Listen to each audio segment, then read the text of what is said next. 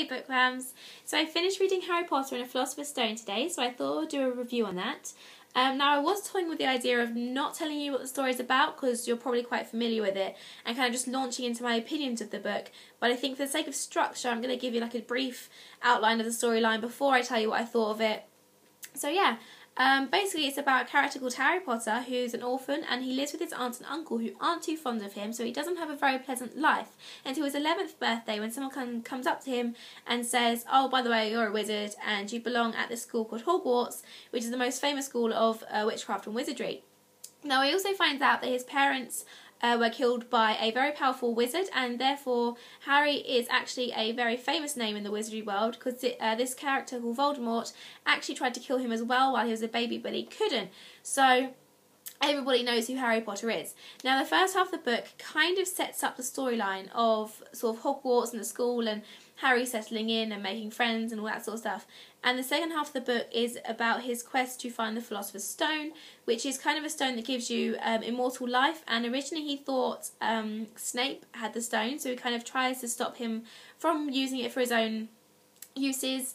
And I actually think the fact that the first half of the book, is sort of J.K. Rowling setting up the story of Hogwarts and the characters, I think that's really amazing because I've seen quite a lot of series where the first book kind of just jumps straight into the storyline and you don't really get as much depth as you would want to on the setting of where it's placed and the characters themselves. So I think the fact that J.K. Rowling kind of made the entire first half of the first book just about the characters and the setting and the basic storyline, I think that's really good, and you don't really get that much anymore. So I really felt comfortable with all the characters and the storyline before it moved on to anything too, like, I don't know, strenuous and fast paced. So I thought that was good. I haven't seen it that often.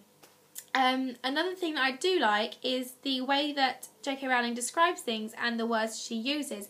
Mainly the fact that she takes kind of words that originally mean something and kind of change it into something different. Like, for example, the word muggle or Dumbledore, if you say it to anyone, they'll probably associate that with Harry Potter, even though they originally meant something different. I think muggle, I might be wrong, but I believe muggle meant someone who smoked marijuana and kind of originated from New Orleans in its hype of its activity. And I think Dumbledore is a type of bumblebee, which I learned from QI. But I just think that's really amazing, the way that she's taking some words that already mean something and have got so many people believing that it means this other thing, and that's really not easy to do. So it just shows how much of an impact this series has had on our generation.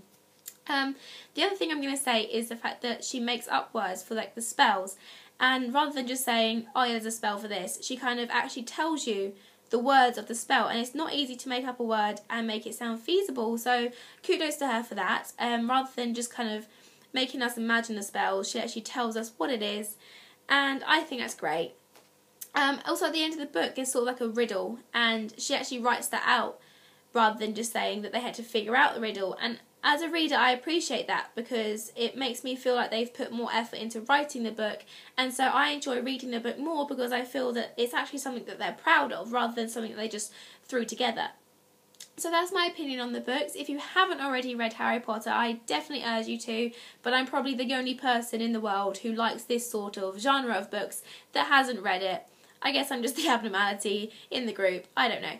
But if by any chance you haven't read it but you do like sort of fantasy / YA fiction, then I would definitely recommend you do because you are missing out. Okay, I'll see you soon. Bye.